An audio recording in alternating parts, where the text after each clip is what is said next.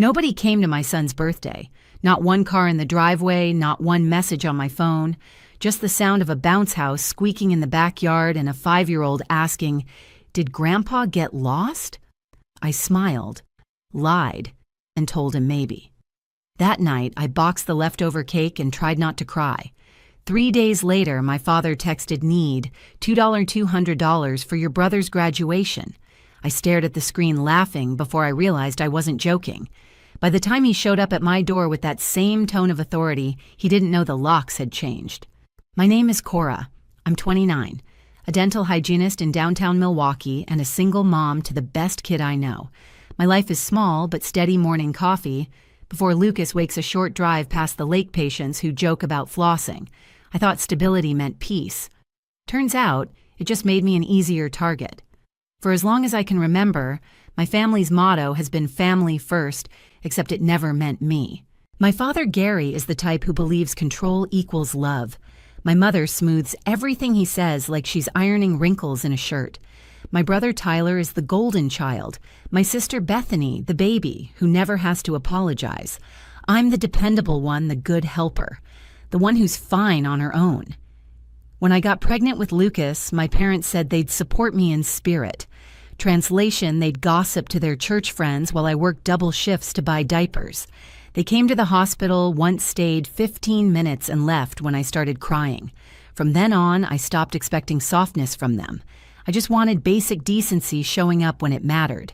So when I planned Lucas's 5th birthday, I went overboard. Balloons, a bounce house, a superhero cake that cost a week's groceries. I sent invitations 6 weeks ahead, texted reminders, even offered rides. "Of course we'll be there," my mother said. "Tyler can't wait to see him," my father added. They never came. The next morning, I checked my phone. No missed calls, no excuses. I told myself maybe something happened. Maybe I'd get an apology. Instead, 3 days later, my phone buzzed, "Need $200 for your brother's graduation party. Send by Friday." That was my father's entire message. No hello, no mention of the party they skipped, just numbers and a deadline like a bill collector. I stared at it for a long time. I thought about the cake I threw out, the candles I saved because Lucas wanted to try again next year. I thought about the last time my father asked me for money, Tyler's car repair. I paid it, of course, because that's what family does, right?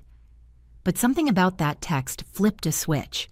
At the clinic that day, while scraping plaque and smiling through small talk, I kept replaying his words. Need $200. Not please, not thank you, just need. I realized they'd trained me to be useful, not loved. That night after Lucas fell asleep, I opened my banking app. My hands shook, not from fear, but adrenaline. I typed $1 and in the memo line wrote, "Best wishes." Then I hit send. I waited for regret to hit. It didn't. Instead, there was a strange calm. For once, I hadn't obeyed. I'd drawn a line. I didn't know it yet, but that single dollar would start a war that would end with police lights outside my house. The next morning, my phone started buzzing before sunrise. Cora. My father's text read, "I think there's a mistake. You only sent $1. I stared at the screen, sipping coffee gone cold. "There's no mistake," I typed back. "That's all I could afford after the birthday you skipped." Then I hit send and turned my phone face down. For the rest of the day, silence. Not a single message. I almost convinced myself maybe he understood, maybe he felt embarrassed. Then just before closing time, my phone lit up again. "You're being disrespectful. Family helps family. We'll talk tomorrow." That was never a suggestion. It was a warning. I called Destiny on the drive home. "You know that refinance we talked about," I said. "The house, I did it. His name's off everything." There was a pause, then her sharp inhale. "You actually did it, I did. A month ago. He just doesn't know yet." Then, "Honey," she said, "you've already won more than you think." That night, Lucas fell asleep on the couch watching cartoons. I sat beside him, listening to the quiet hum of the refrigerator, the kind of stillness that used to make me feel lonely, but now felt sacred. I thought about every time my father used that house as leverage. Remember who helped you get that loan. Don't forget whose name's on the papers. Each sentence, another chain. I was done being chained. The next morning, I drove to the hardware store. The man at the counter, gray hair, kind smile, showed me how to change a deadbolt. 20 minutes tops, he said. Easy job if you've got the right screwdriver. Back home, I laid the tools on the kitchen counter. My hands trembled slightly as I unscrewed the old brass plate. Each turn felt like undoing a decade of manipulation. When the new lock clicked into place, I whispered, "My house, my rules." By noon, my father texted again. "Where's the rest of the money I need it today?" I replied, "Sent what I could. Best wishes." 3 dots appeared, then disappeared, then again. I could almost feel the fury on his end of the phone. When I didn't answer, he escalated. "I'll be by tomorrow at noon. We'll settle this face to face." My stomach twisted. I didn't want Lucas anywhere near that conversation. I texted Destiny, "Can Lucas hang with you tomorrow?" Her reply came in seconds. "Absolutely. Bring him at 11. I'll have cookies waiting." The next morning, I packed Lucas's backpack with snacks and his favorite toy truck. "You're having a play date with Auntie Destiny," I said, kissing his forehead. "I'll pick you up later, okay?" He smiled, completely unaware that by the time I came back home, I'd be waiting for a storm to hit my front porch. And this time, I wasn't planning to run from it. The knock came right on schedule. 3 hard bangs that made the picture frames tremble. "Cora, open this door right now."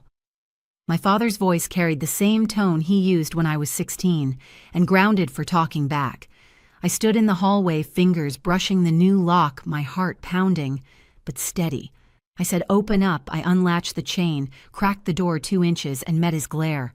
"You can stop pounding, Dad. Your key won't work." He froze, disbelief flickering across his face before anger took over. "You changed the locks on me." "I did. After everything I've done for you, everything you've done to me," I corrected softly. Behind him, my mother lingered on the porch steps, clutching her purse like a shield. Bethany stood near the car pretending to check her phone. Tyler wasn't there, which somehow made it worse. It meant even he didn't want to see this. My father stepped forward, trying to wedge his foot in the door. "You don't shut family out.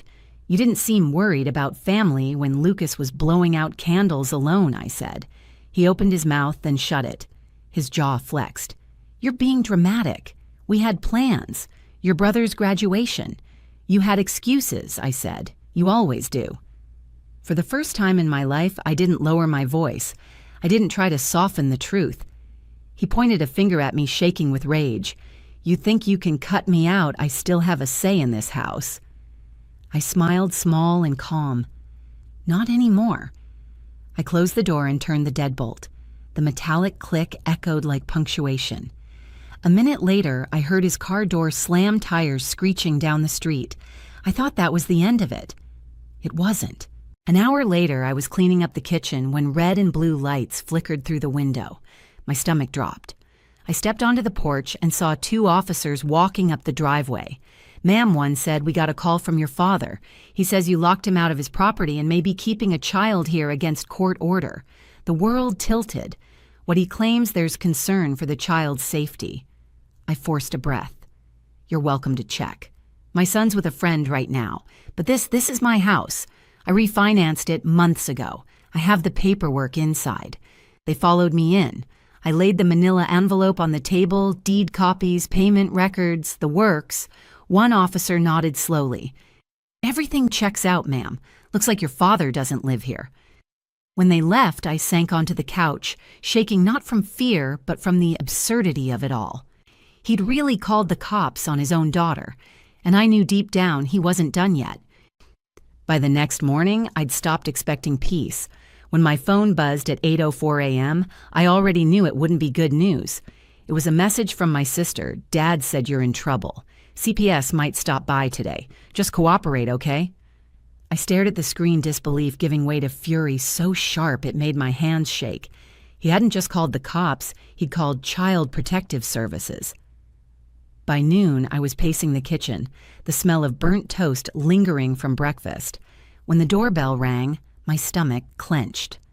Through the window, I saw a woman in a navy blazer holding a clipboard, her smile careful but professional. "Ms. Cora Ward," she asked when I opened the door. Yeah, I said, forcing my voice steady. You must be from CPS. Jennifer? She nodded. We received a report of possible neglect, something about leaving your child unattended. My laugh came out half-broken. That's creative. I stepped aside. Come in. As she walked through, I pointed out Lucas's drawings on the fridge, his school photo on the wall, the neatly stacked lunchboxes on the counter. The living room smelled like lemon cleaner and crayons. Lucas is with a friend right now, I said. He's 5. I can give you her number if you want to verify. Jennifer nodded, scanning the living room like she'd seen this scene 100 times. You seem organized, she said finally. Do you know who might have made the report? I almost laughed again. My father. Her brows lifted slightly. That happens more often than you'd think. She closed her notebook. Everything looks fine here. I'll file this as unfounded. The moment the door closed behind her, I exhaled like I'd been underwater. Relief came, but so did something darker, a certainty. My father hadn't made a mistake. He was escalating. Destiny came by that night with takeout. I told her everything from the text to the locks to CPS. She listened, shaking her head. Girl, this isn't family anymore. This is harassment. I know, I said quietly, and I'm done playing defense. The next morning, I called Gregory, the real estate lawyer who'd handled my refinance. I need to make sure my dad can't access anything tied to the old mortgage, I said. He looked over the files, then smiled. You're clean. Everything's in your name alone, but you might want to talk to someone in family law, just to make it official.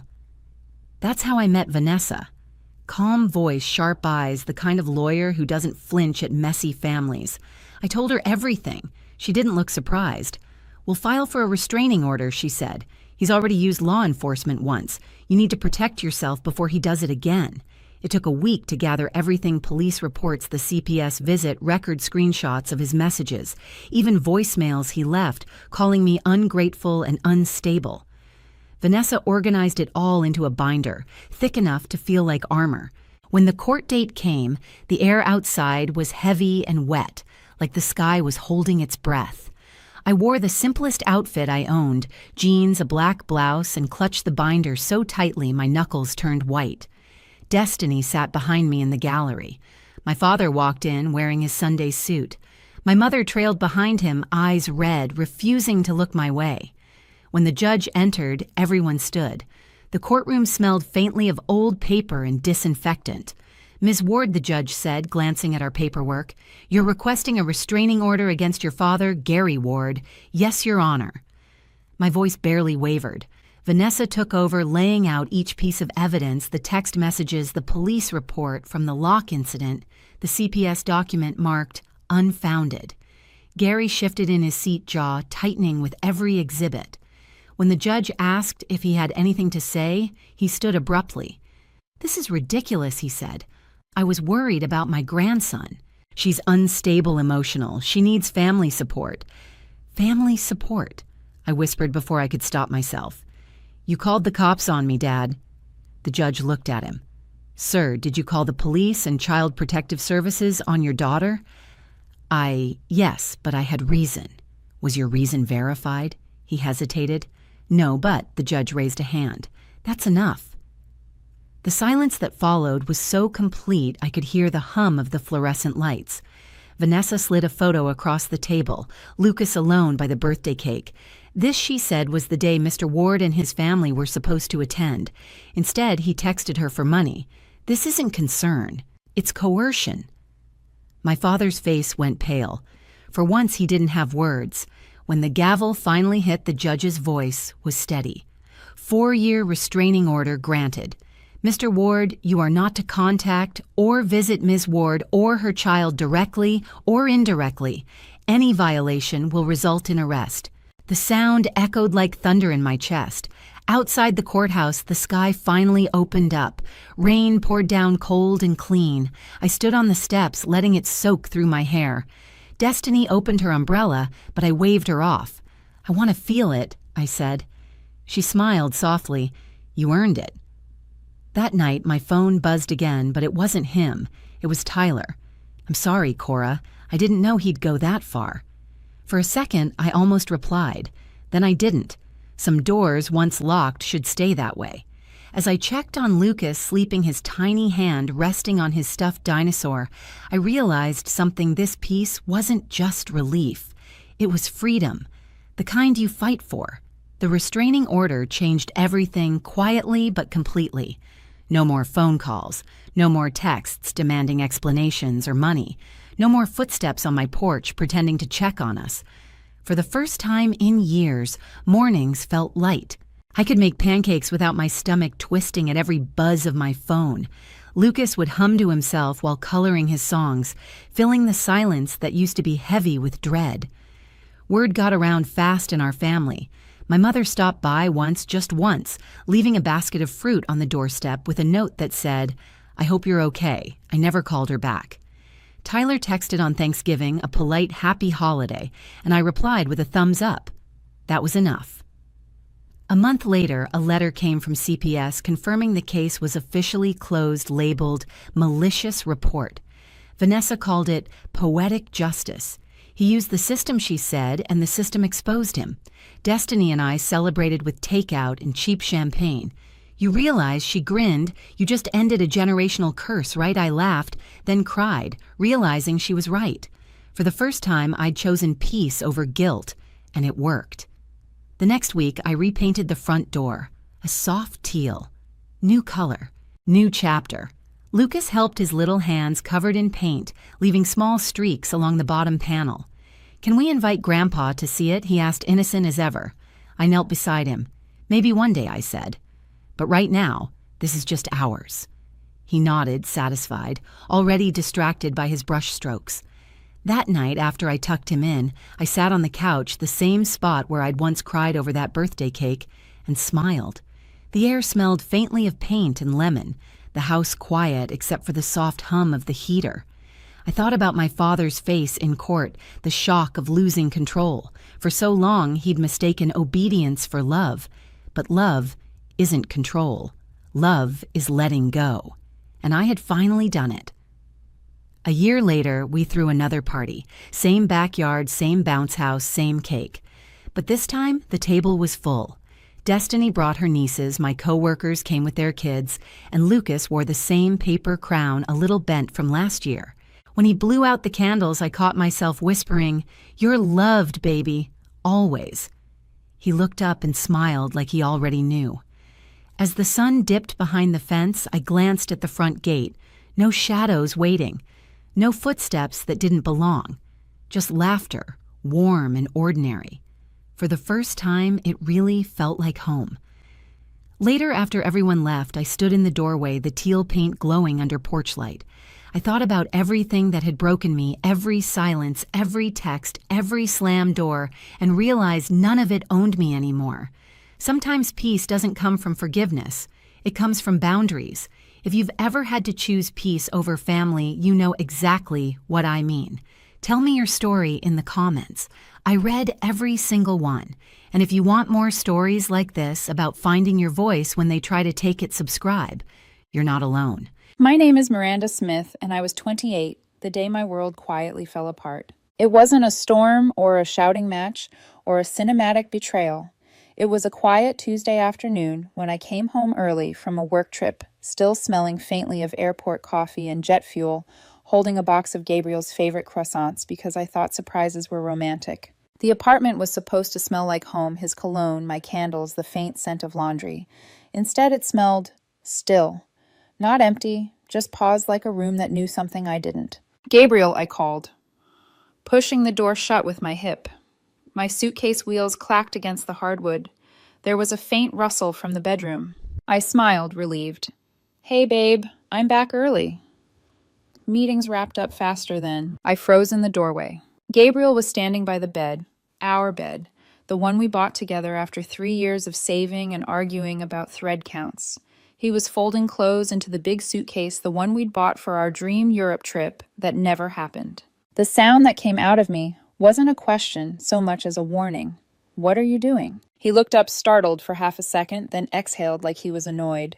"You're back early." "Yeah," I said, trying to smile. "Wanted to surprise you." "Guess you did." He turned back to the suitcase, folding a sweater that wasn't even his favorite. His movements were too careful, too deliberate. The air in the room thickened. "Are you going somewhere?" He hesitated. "Miranda, we need to talk." My chest tightened. Those 4 words always the prelude to heartbreak. "Okay," I whispered. "Then talk." He didn't stop packing, didn't even look at me. "I'm moving out." I laughed instinctively. Very funny. "What's going on?" "I've been meaning to tell you for a while," he said. "The timing was never right." "What do you mean moving out? Did something happen? Are you okay?" "I'm fine. I'm better, actually." He zipped a makeup bag mine and set it aside as if cataloging my life to discard later. "I've been seeing someone." The words hit like blunt force to the chest. My mind split half denial, half comprehension. "What?" Her name spilled out of him like an afterthought. "Lena. We met at that networking thing 4 months ago." 4 months, I repeated. "You've been cheating on me for 4 months." He sighed. "Don't say it like that."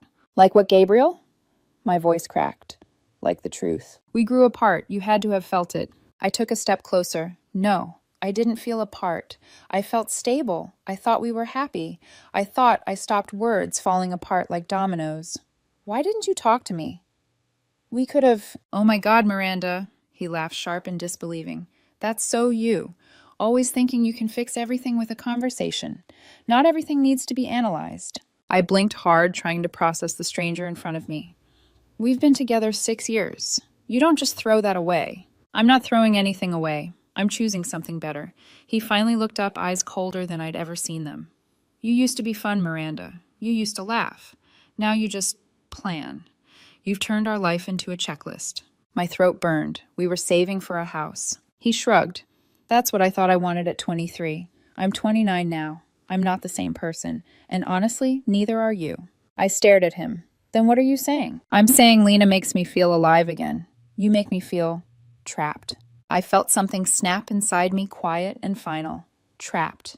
I repeated, voice barely audible. That's what I was, a trap. He zipped the suitcase. The sound cut through the silence.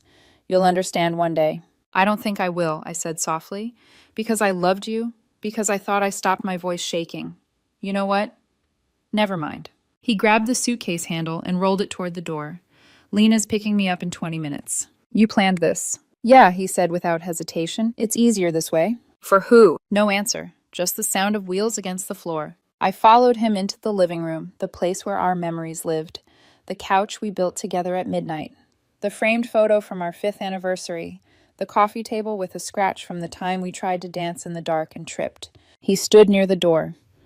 Suitcase upright, looking at everything like it belonged to a different lifetime. "I'll text you about my stuff," he said. I didn't move, didn't speak. "Miranda, don't be like this. We can be adults." "Adults," I whispered. "You cheated, Gabriel. Adults talk before they betray." He opened his mouth, then closed it. "I didn't mean for it to happen." "That makes it worse." He shrugged helplessly. "Goodbye, Miranda."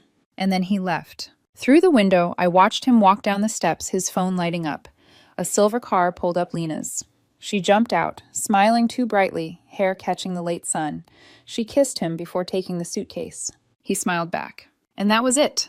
6 years gone in a single exchange, like the world owed us nothing. I stood there for a long time, watching the car drive away. The air conditioner hummed softly. The clock ticked too loud. Every sound felt foreign, like my home was mocking me for believing in forever. I walked back into the bedroom. His side of the closet was empty. The faint scent of his cologne still hung there, ghostly and cruel. On the nightstand sat a small Polaroid our last vacation. He had his arm around me, both of us sunburned and laughing. I stared at it until my eyes blurred. Then I placed it face down. In the mirror, I caught my reflection, same hair, same face, but I didn't recognize the woman staring back. The world hadn't exploded, the sky hadn't fallen. It was worse than that. It was quiet. I didn't scream, I whispered. I picked up my phone, opened.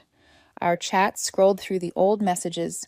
Good mornings, inside jokes, I love yous. And then, without hesitation, I hit delete thread. All gone. I turned off the lights, crawled into the cold half of the bed, and stared at the ceiling. I didn't scream. I whispered again, as if repeating it made it real. I just stopped existing for a while. The next morning, I woke up to sunlight cutting through the blinds like it had something to prove. The apartment was silent, except for the distant hum of traffic, the kind of silence that doesn't comfort, it accuses. Gabriel's side of the bed was untouched. The faint crease where he used to sleep was already fading. I sat up slowly, my body heavy with that strange kind of exhaustion that comes not from lack of sleep, but from too much thinking. My phone buzzed. Gabriel. I'll come by next week to pick up the rest of my things. I stared at the message, the audacity of it. Then I did what felt like the only act of control left to me. Block. His name vanished from the screen. So did 6 years of history. I opened Instagram, deleted our photos one by one, every vacation, every caption, with a heart emoji that now looked childish. I deactivated Facebook next. Then I went to my closet, grabbed a trash bag, and started packing everything that reminded me of him, his hoodie, the mug he loved, the half-empty bottle of cologne. I placed them in the corner, out of sight, but not out of mind. Maya showed up that afternoon with 2 things, a bag of takeout and a bottle of wine. She looked at the chaos in the living room and sighed. So I take it he's officially gone. I nodded and blocked. That's my girl, she said, trying to smile. Step 1 of healing digital erasure. Does that work? She shrugged. No idea, but it feels productive. We ate silently for a while. She didn't push me to talk, just sat there occasionally pouring me more wine. Eventually, she broke the silence. Miranda, do you want to crash at my place for a bit? I'll be fine. Will you? I stared at the wall where a faint shadow remained, where our framed photo had hung. I don't know, I admitted. But I can't stay still. If I stay here, I'll start wondering what he's doing, if he's with her, if he misses me. Maya reached over, squeezed my hand. You don't need to wonder. You need to leave. She was right. 2 days later, I signed the lease termination papers. The landlord, a kind, balding man named Craig, listened to my stumbling explanation and nodded. My wife did the same thing to me, he said quietly. Take the early exit, sweetheart. Don't look back. I packed systematically, almost mechanically, labels, boxes, color-coded tape. My brain needed order because my heart had none. On my last night in the apartment, I sat on the couch Gabriel and I built together. It creaked under me, familiar, but no longer comforting. I realized I'd been staring at the same blank TV screen for over an hour. When I closed my eyes, I saw his face the day he left, not sad, not conflicted, just done. The next morning, I carried my last box down to the car, left my key on the counter, and walked out. No tears, just a dull ache where the future used to be. Maya let me stay in her guest room. It smelled like lavender and laundry detergent, clean, unfamiliar, temporary. She hovered by the door that first night. I can stay with you if you want. I shook my head. I need to be alone. She hesitated, then said softly, You don't have to be brave all the time. When she left, I crawled under the covers and whispered into the darkness. Then why do I feel like if I stop being brave, I'll disappear? I didn't cry. I didn't even think. I just stared at the ceiling until dawn painted the room a weak shade of blue. Weeks passed. My life became a loop, work gym, shower bed. Repeat. People at the office smiled. Too kindly, spoke too softly, pity disguised as politeness. I didn't feel angry. I didn't even feel sad. I just felt blank. One evening, after everyone else had left, my boss, David, stopped by my desk. You've been quiet lately. I'm fine. He looked at me for a moment. You ever think about relocation? Relocation. He nodded. We're opening a new branch in Seattle. I need someone reliable to lead the project management team. It's a promotion full package. You'd be good at it. Seattle. Across the country. Rain, gray skies, no Gabriel, no memories. When would it start? 6 weeks. I thought about it for maybe 3 seconds. I'll do it. David smiled, relieved. You sure? Yes, I said, more certain than I'd felt about anything in months. That night, I stood by Maya's kitchen window, staring at the city lights reflecting on the glass. My reflection looked unfamiliar, thinner, quieter, but somehow steadier. Maya joined me, holding 2 mugs of tea. You're really doing this, huh? Yeah. You think running away fixes things? No, I said, watching the rain start to fall. But maybe changing the view helps. She smiled sadly. Seattle's lucky to have you. I wanted to believe her. A month later, I was on a plane, watching the skyline fade beneath clouds. My whole life, everything I'd known, shrank into a cluster of lights until it disappeared completely. When the wheels touched down in Seattle, I exhaled for what felt like the first time in months. The air was cold, wet, unfamiliar. Perfect. My apartment there was small but bright white walls, big windows, rain tapping against glass. I unpacked carefully, choosing what stayed, what didn't. Every object carried a question. Does this belong in my new life? That night, I stood by the window again, watching headlights streak through the mist, and whispered to myself, maybe if I change my skyline, I can change my story. For the first time, the silence didn't hurt. It just existed, like me. I drove north until every road sign had a name I didn't know I wrote in my new journal before turning off the light. And for once, that not knowing felt like peace. By the time autumn came, I had a rhythm again. Mornings were coffee and quiet podcasts. Days were meetings and spreadsheets. Evenings were gym groceries and rain tapping on glass, while I answered emails with the calm of someone who finally stopped expecting her phone to ring. Seattle had a way of softening memories. The gray skies, the constant drizzle, it all blurred time. I liked that. The city didn't care who I used to be. Then one Friday night, my phone lit up with a number I didn't recognize. Unknown. Hey, can we talk? I stared at it for a full minute, my stomach tightening, with that strange mix of dread and curiosity. I didn't need to ask who it was. Some ghosts didn't need introductions. I locked my screen and went back to slicing vegetables. 5 minutes later, another ping. Unknown, I know you're getting these. Then another unknown. You could at least respond. We were together for 6 years. My knife slipped, nicking my finger. A tiny bloom of blood appeared. I rinsed it under cold water, muttering to myself, 6 years, and you threw them away in 20 minutes. I didn't reply. Not that night. Not the next day either. By the following week, Maya called. You're not going to believe who I saw. Don't tell me. Gabriel. He looks terrible. Like, missed the train and the point of his life. Terrible. He asked about you. I rolled my eyes. And you said that you're doing amazing in Seattle, and no, I'm not giving him your number. Good. She hesitated. He and Lena broke up. Not surprising. Yeah, apparently she was cheating on him with someone else from her office. I should have felt something. Vindication, satisfaction, even pity. But all I said was, Maya sighed. You're really not curious. No, curiosity is how people fall back into the same traps. That night I went for a walk through the drizzle, Seattle's streetlights bleeding gold through the fog. The air smelled like rain and distance. My thoughts kept circling the same point, how easily people mistake loneliness for love. 2 weeks later, another message. Unknown. I'm sorry for everything. I made mistakes. Can we talk, please? I read it 3 times. My hand hovered over the keyboard, but I didn't type a single word. Instead, I opened my journal and wrote, they don't want you back. They want to feel forgiven so they can forgive themselves. The next morning, I changed my number. 3 months passed. I learned the smell of the sea after rain. I started climbing again, joined a photography club, found comfort in the simple act of living without explaining. Then one evening, my office phone rang. Miranda Smith speaking. Silence. Then a soft, trembling voice. Please don't hang up. My breath froze. Gabriel. I had to call your office. I told them I was your brother. I just needed to hear your voice. My pulse hammered, but I didn't hang up. Maybe it was curiosity. Maybe habit. You shouldn't have done that. I know, he said quickly. I've been thinking about everything. Lena wasn't who I thought she was. She was seeing other people the whole time. She never cared.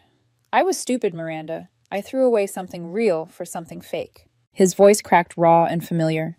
I felt a flicker of something sympathy maybe, but no warmth. I'm sorry that happened to you, I said quietly. That's it? He asked, almost angry. That's all you're going to say? What do you want me to say? I want you to say you forgive me. That maybe we could start over. I hesitated, not because I didn't have an answer, but because I wanted him to feel the pause, the weight of silence he'd left me with. I can't do that. Miranda, please. I know I hurt you. I know I said awful things, but I was scared. I didn't know how to be happy without ruining it. I want to fix this. I want to fix us. I swallowed hard.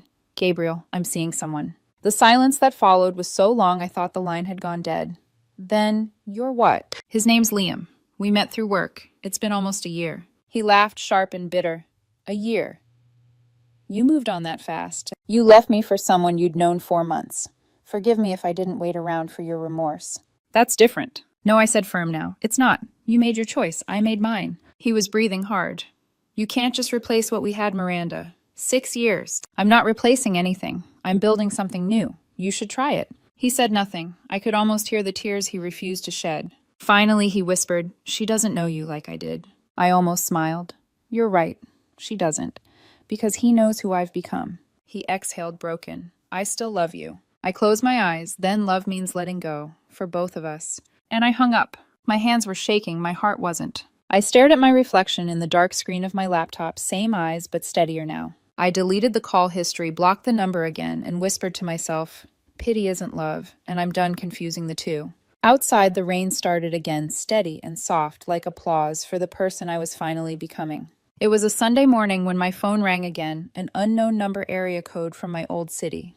I almost didn't answer, but something in me, that old polite reflex that hadn't fully died, made me swipe. "Hello, Miranda." The voice was soft, trembling. "It's Patricia, Gabriel's mom." I froze. "Oh, hi, Patricia." "Oh, sweetheart." She exhaled the way only mothers do when they've been holding in too many words. "I hope this isn't a bad time." "It's okay, what's going on?" She hesitated. "I just wanted to talk to you about Gabriel." My chest tightened. "I don't think that's a good idea." "Please," she said quickly, her voice breaking. "He's not doing well. I don't recognize him anymore. He doesn't eat, doesn't sleep. He says he made a mistake, Miranda, a terrible one. You two were so good together we all thought you'd get married." Her words hit somewhere deep, not because I believe them, but because I used to. "Patricia," I said gently, "he left me.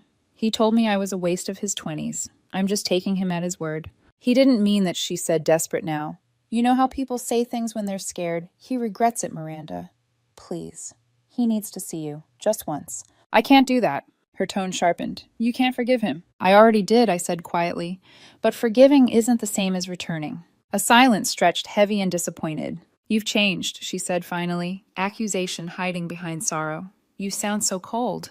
"I sound like someone who finally learned where to stop giving," I replied. For a moment I thought she might hang up.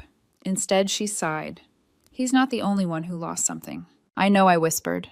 "I lost something too, the version of myself that kept believing love meant endurance." She didn't respond, just said almost tenderly, "Goodbye, Miranda," and hung up. That evening the apartment felt different. The rain outside hit harder than usual. I poured myself a glass of wine, sat by the window, and stared at my reflection, a woman learning the difference between empathy and obligation. When you're a woman, people expect softness. They expect forgiveness to come easy, like it's part of your anatomy. But forgiveness without boundaries is just permission to be hurt again. I thought I was done hearing from the past. I was wrong. 3 days later, an email arrived. Subject, "Please read this. Just once." From Gabriel Cole. For a second, my breath caught. I considered deleting it unopened. But curiosity or closure won for once.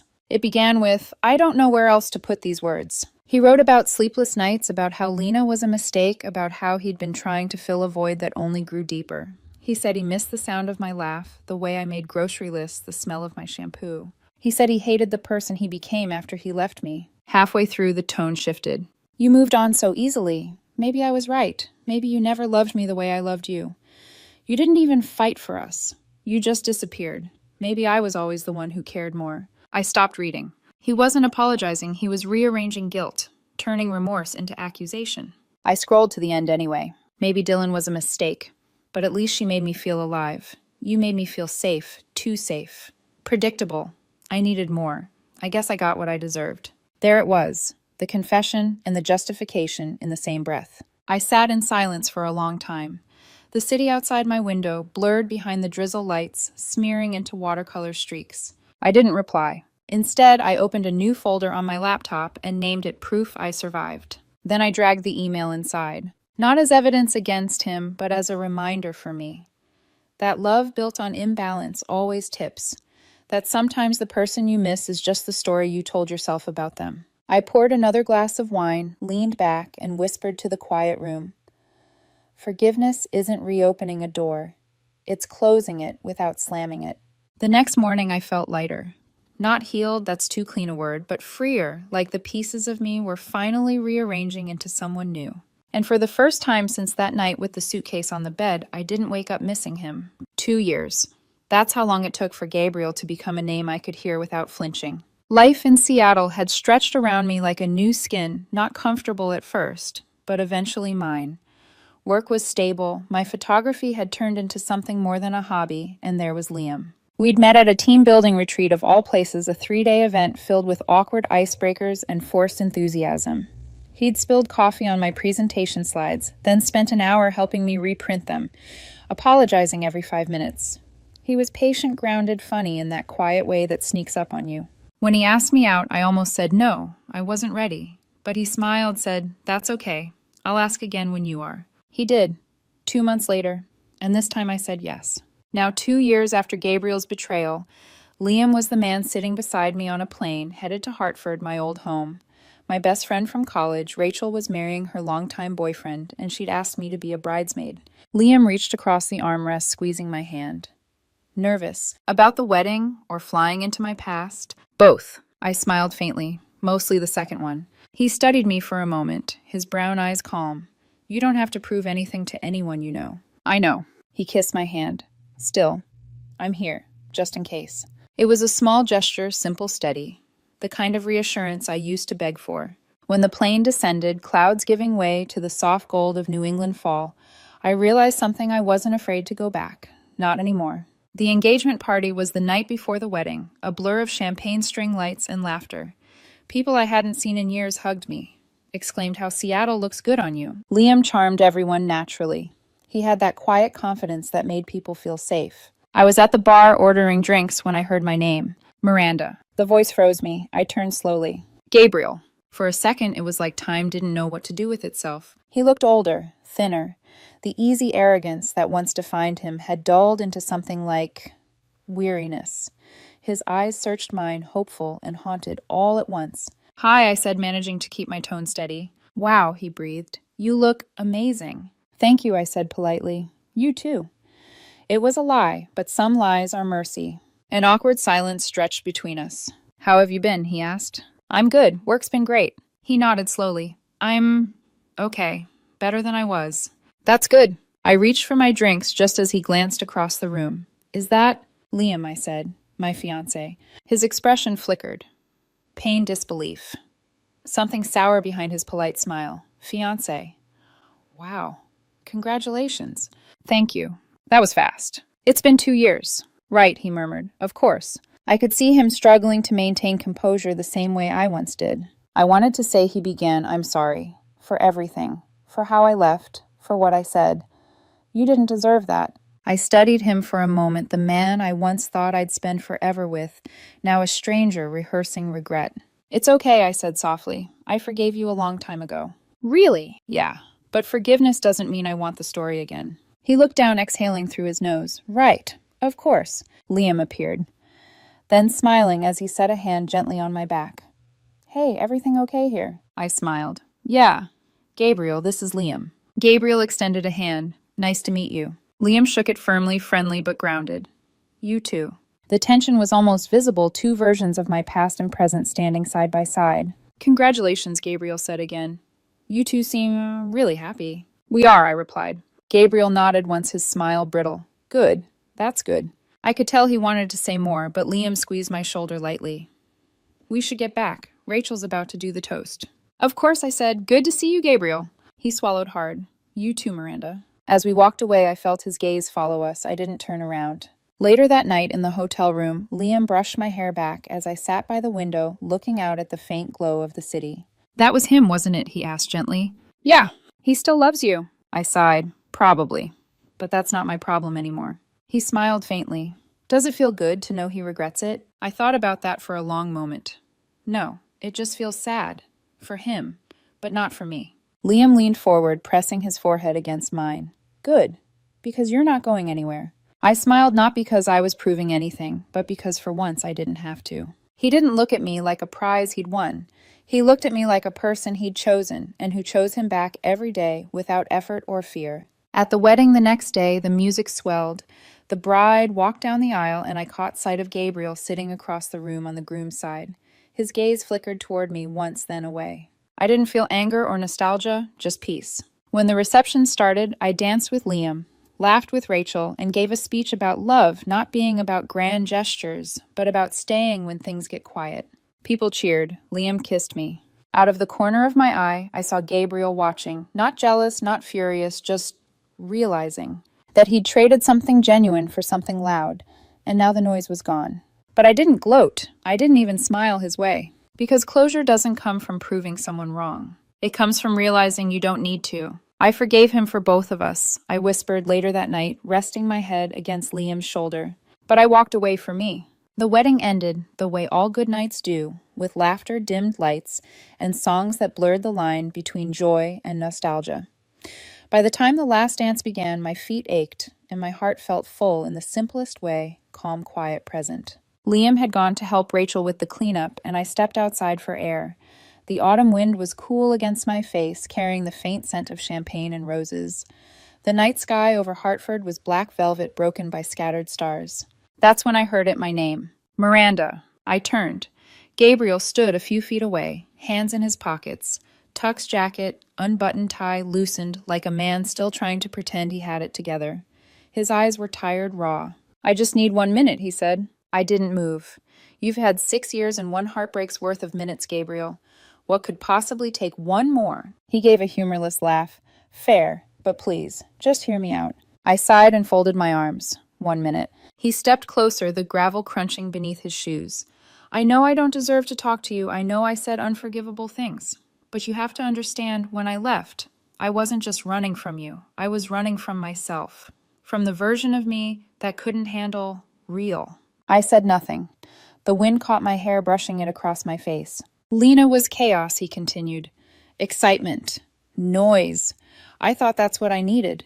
You were order. Safety. You made me want to be better, but I was too young, too selfish. And when things got too real, I panicked. I stared at him, studying the tremor in his jaw, the way his eyes darted like he couldn't bear to meet mine for long. You sound like someone who's been rehearsing this speech for years. Maybe I have, he admitted, because I wake up every day wishing I could undo it.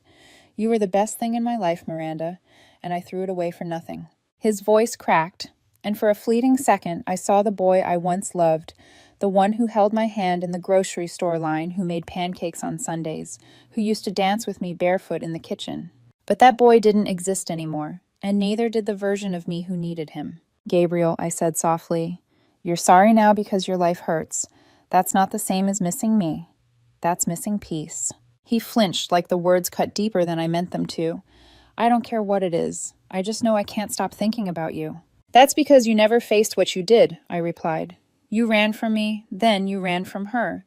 Now you're standing here hoping I'll save you from yourself again. He took a step closer, desperation creeping into his voice. What if you were it? What if there's no one else who will ever know me the way you did? Then you'll have to learn to live with that, I said quietly.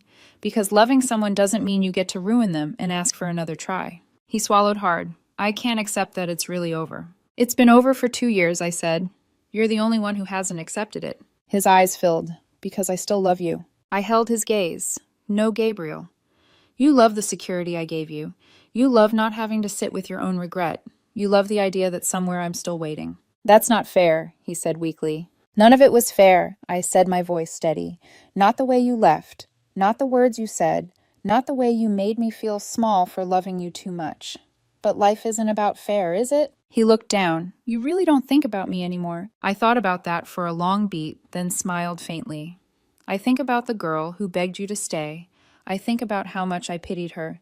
And then I remember that I'm not her anymore. Behind me, the door opened, and Liam's voice carried softly through the cool air. Hey, you okay out here? I turned slightly. Yeah. Just finishing a conversation. He came over, sliding an arm around me. Jake's about to cut the cake. Gabriel's eyes flicked to Liam's hand on my back, the quiet intimacy of it, the effortless ease. He exhaled, shoulders sinking. She'll never know you like I did, he said finally, almost whispering. You're right, I replied, because he knows who I became after you. Gabriel's eyes glistened. I don't know how to move on. Start by forgiving yourself, I said softly, and then stop confusing my forgiveness with an invitation. He nodded slowly, defeated. Goodbye, Miranda. Goodbye, Gabriel. I turned, walking toward the glow of the reception hall. Liam held the door open for me. I didn't look back. Inside, laughter and music swelled again.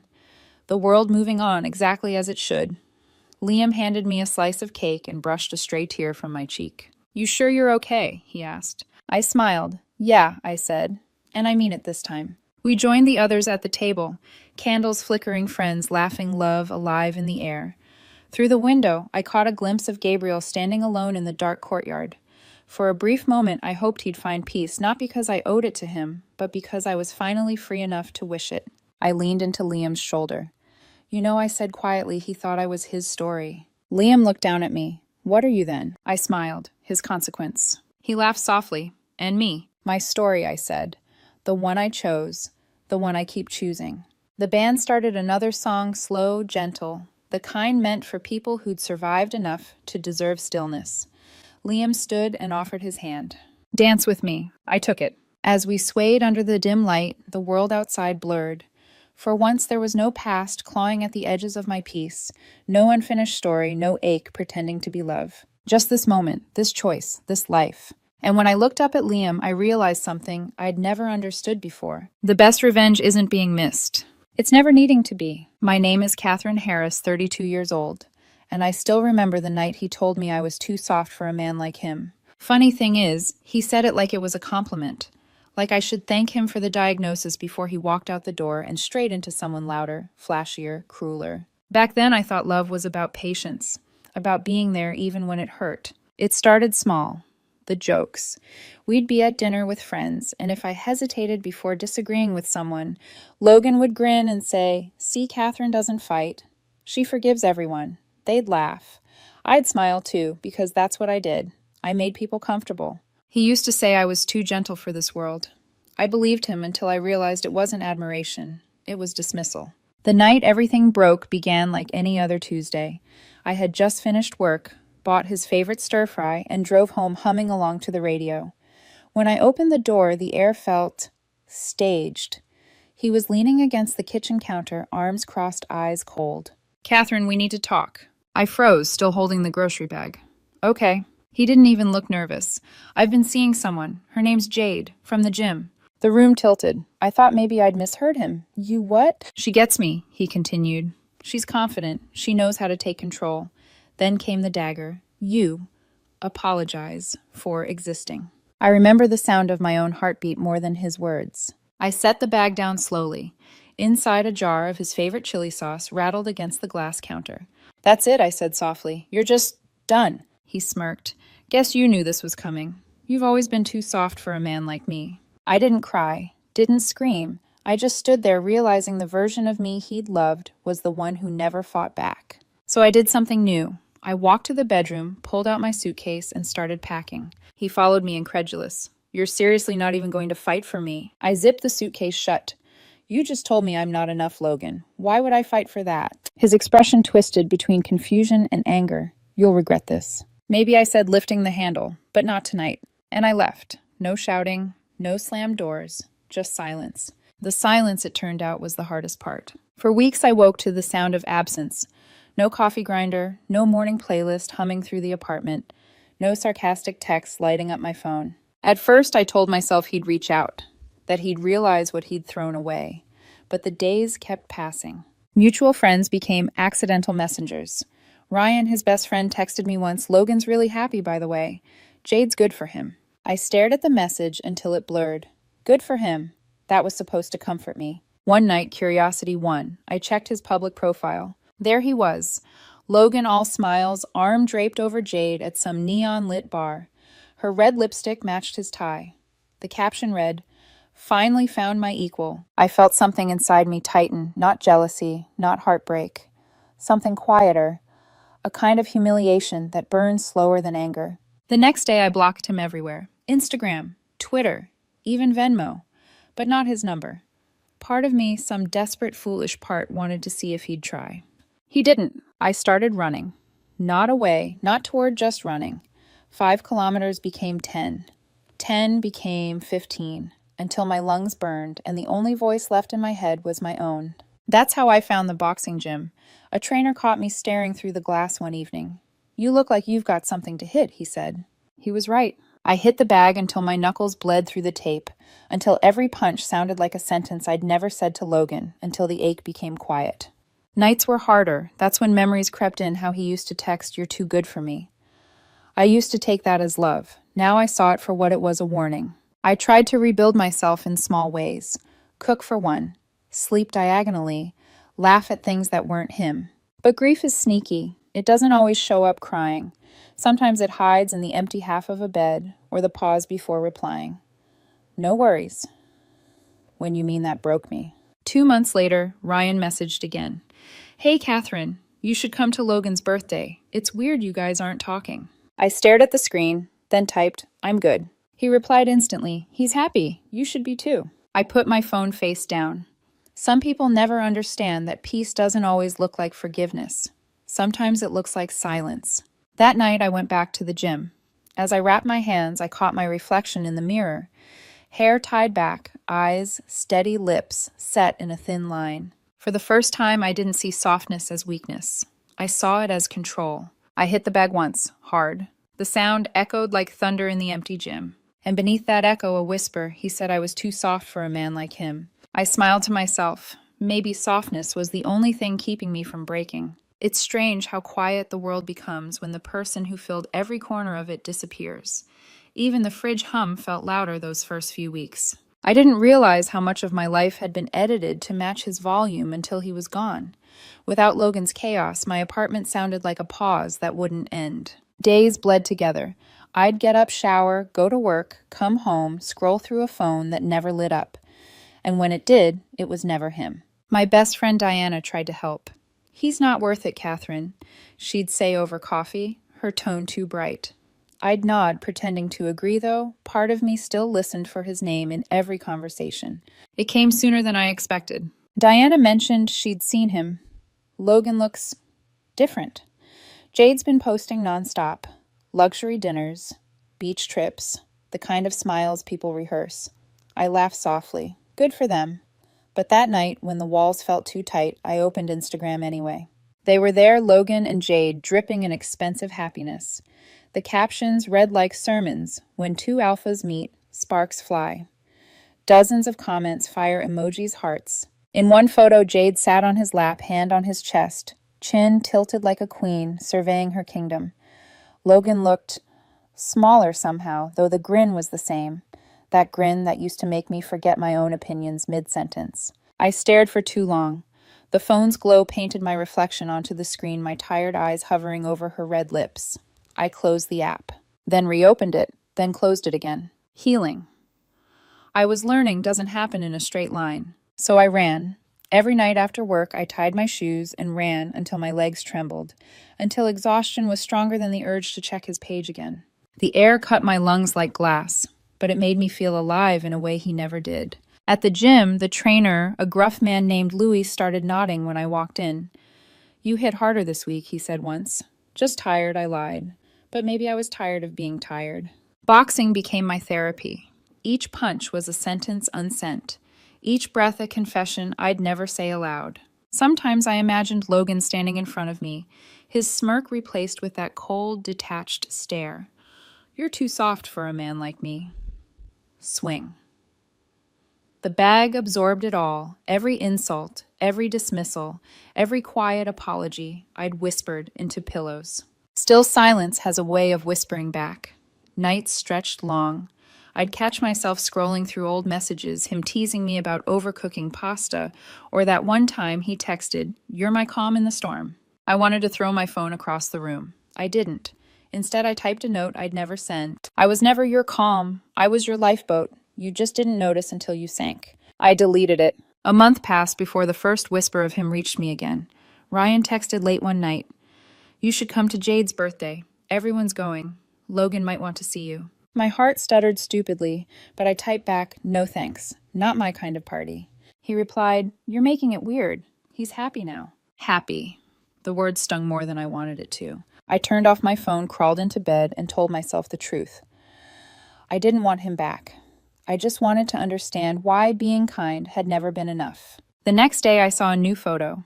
Jade feeding Logan cake, his eyes glazed in the flash. The caption, "When you finally get what you deserve." I muted their profiles. Not out of anger, but because I finally understood their story had nothing to do with me anymore. Still, the loneliness came in waves. It showed up at the grocery store when I caught sight of his favorite snacks, or in the gym when a song we used to dance to started playing over the speakers. Once I saw a couple arguing in the parking lot, her voice breaking his face blank, and I recognized it. That hollow look of someone begging for love from a wall. I went home, showered, and stood in front of the mirror. My reflection looked unfamiliar, sharper around the edges. Softer too, but not fragile anymore. I whispered to the woman staring back, "You're not the problem. You were just in the wrong story." Weeks later, Diana dropped another casual bomb. "Did you hear about Logan's promotion?" I froze mid-sip. "No." She smiled, oblivious. Apparently Jade posted about it, said she's proud to be his motivation. The ache came back low and dull. I nodded, forcing a smile. Good for him. My voice didn't even shake this time. But that night I ran longer than usual, 10 kilometers, maybe 12, until my lungs burned and my chest tightened. And for the first time since the breakup, when I reached home, I didn't cry. I just stood by the window, drenched in sweat, watching the city lights flicker like distant stars. Somewhere out there, Logan was laughing, posing, living his new life. And yet, the silence around me didn't hurt anymore. It felt like peace, like the kind of quiet you earn after surviving a storm. I closed my eyes and whispered to the dark ghosts only haunt places where they are remembered. Then I smiled, because for the first time in months, I couldn't remember his voice. Peace has a strange way of ending. Not with chaos, just with a whisper.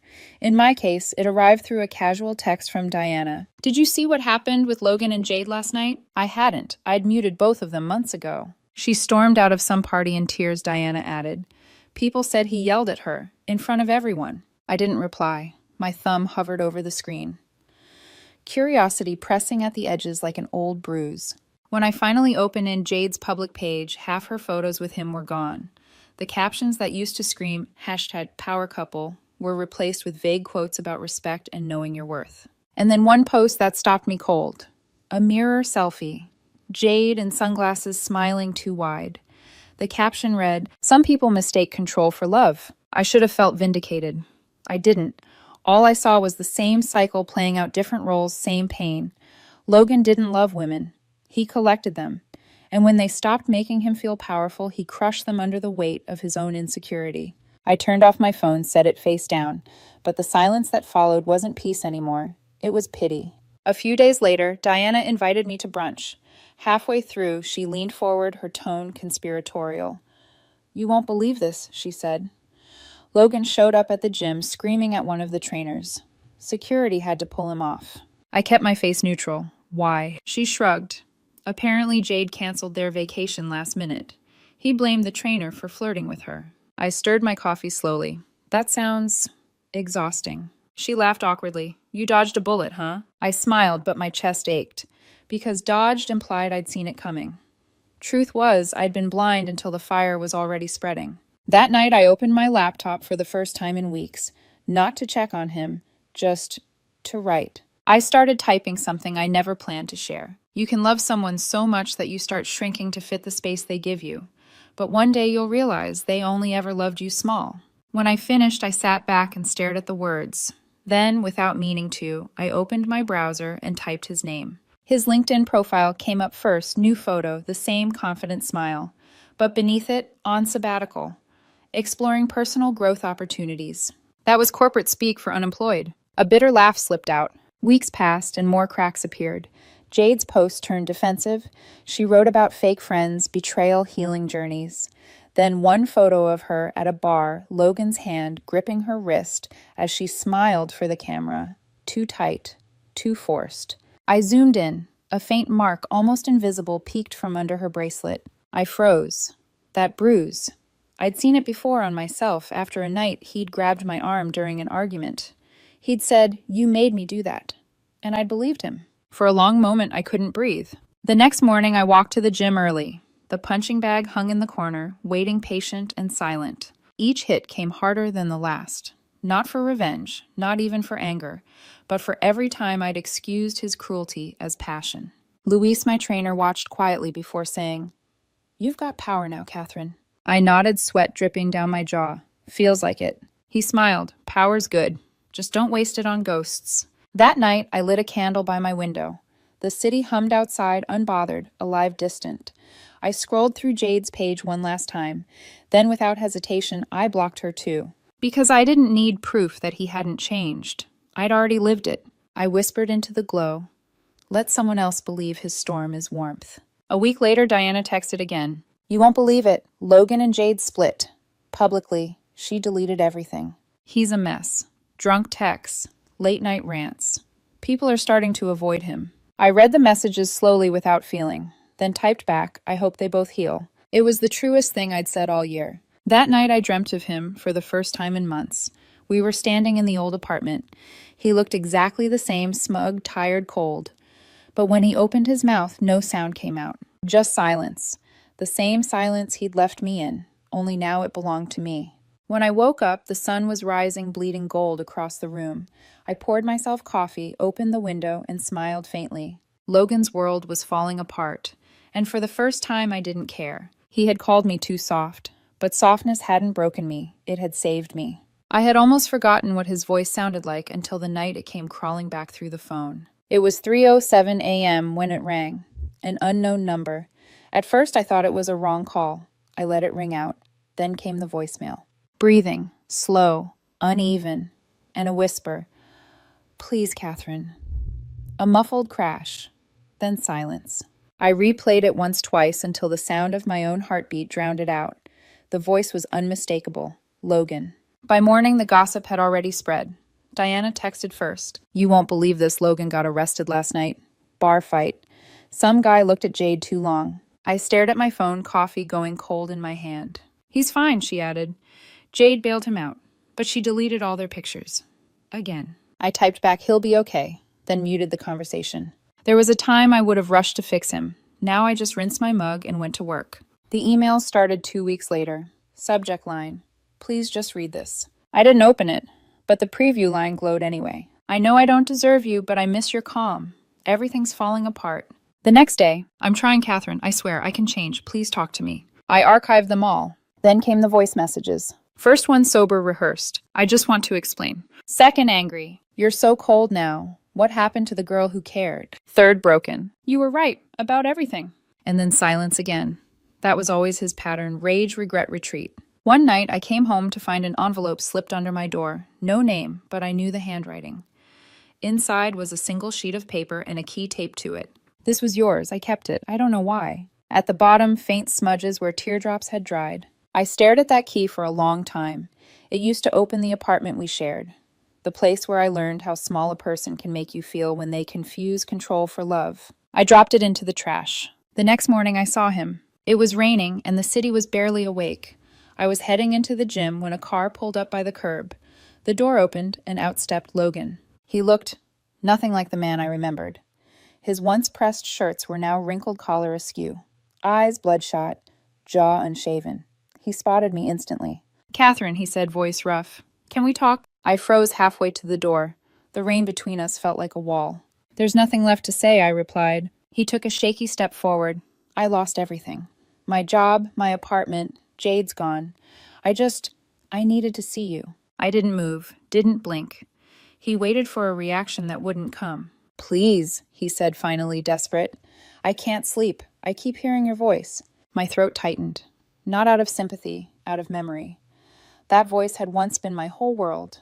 Now it just sounded small. I shook my head. I don't hate you, Logan, I said quietly, but I don't owe you peace anymore. Then I walked inside the gym door, closing softly behind me. Later, as I wrapped my hands, Luis raised an eyebrow. You okay? Yeah, my tone surprised even me. Steady, final. He handed me the gloves. Good. Don't let ghosts tire you out.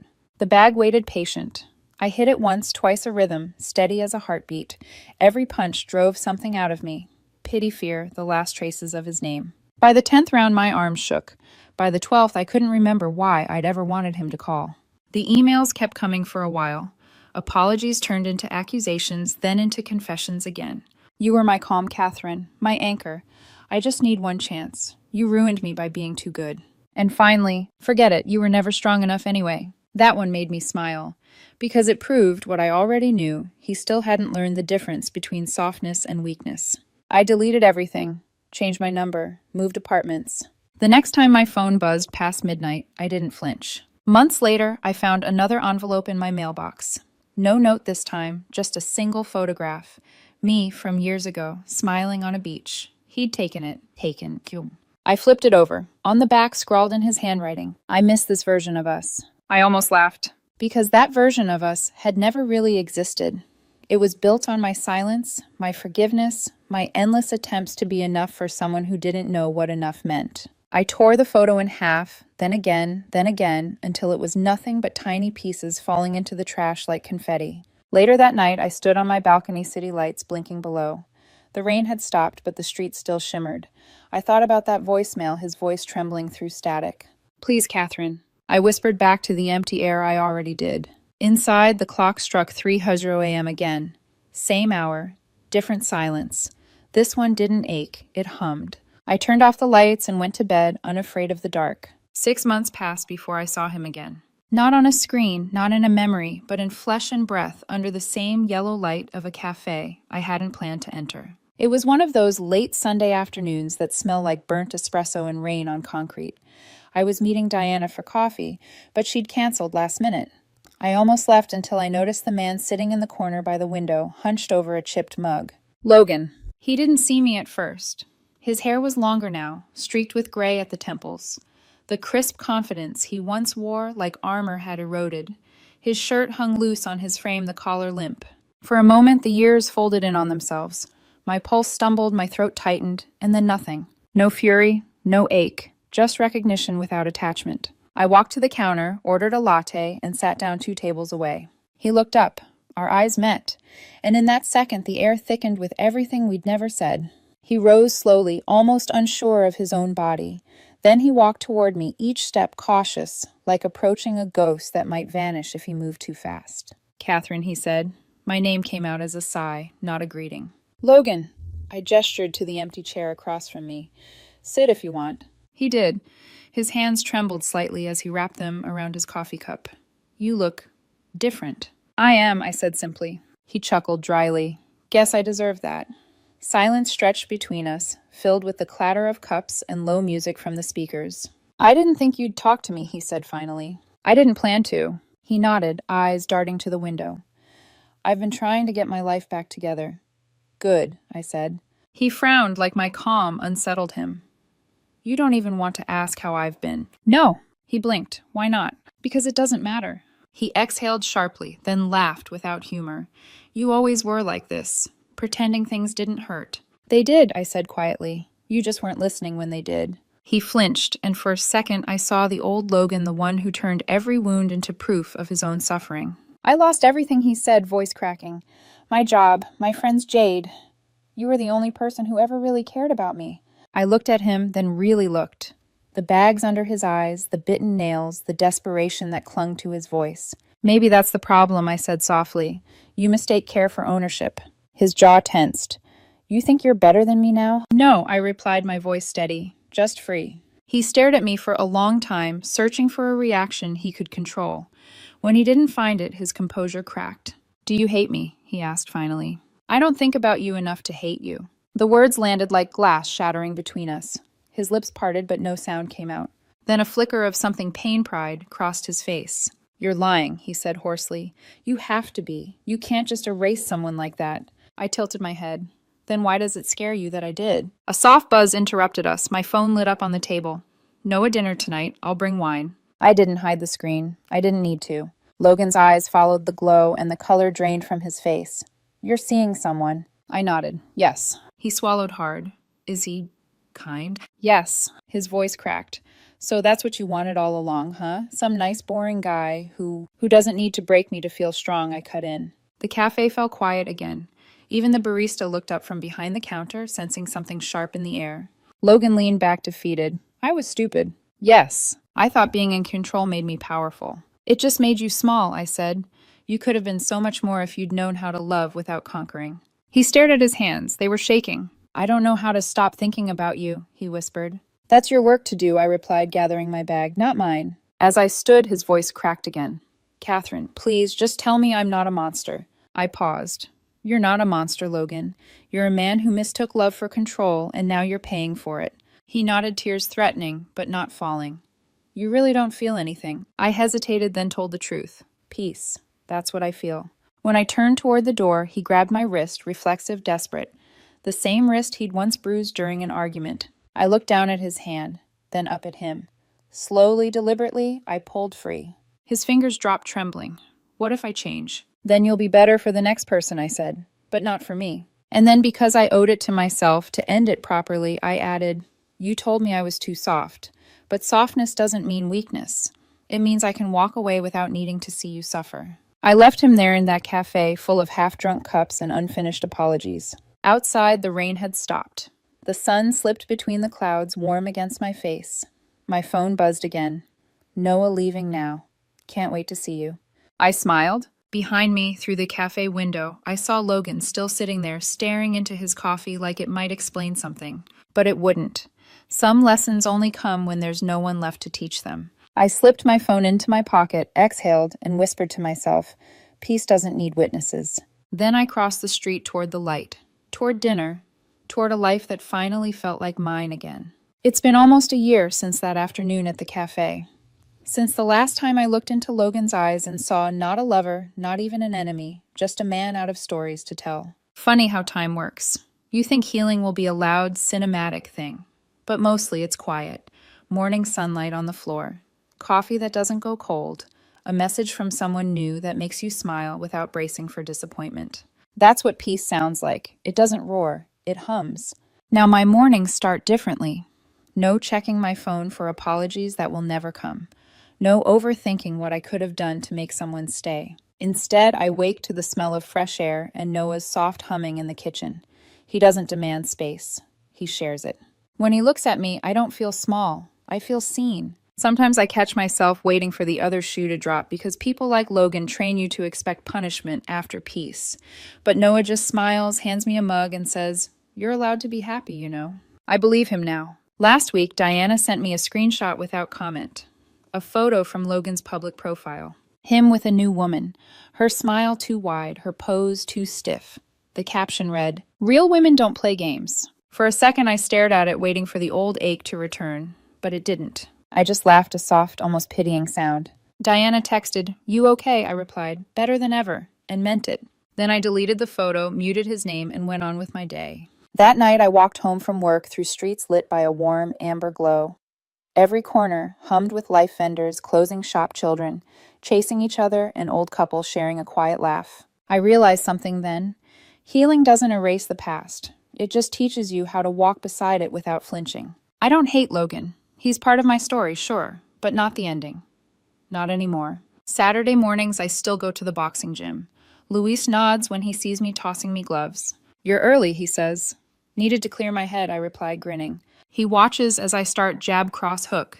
Each punch steady, rhythmic, alive. "You hit harder than last week," he says when I stop to breathe.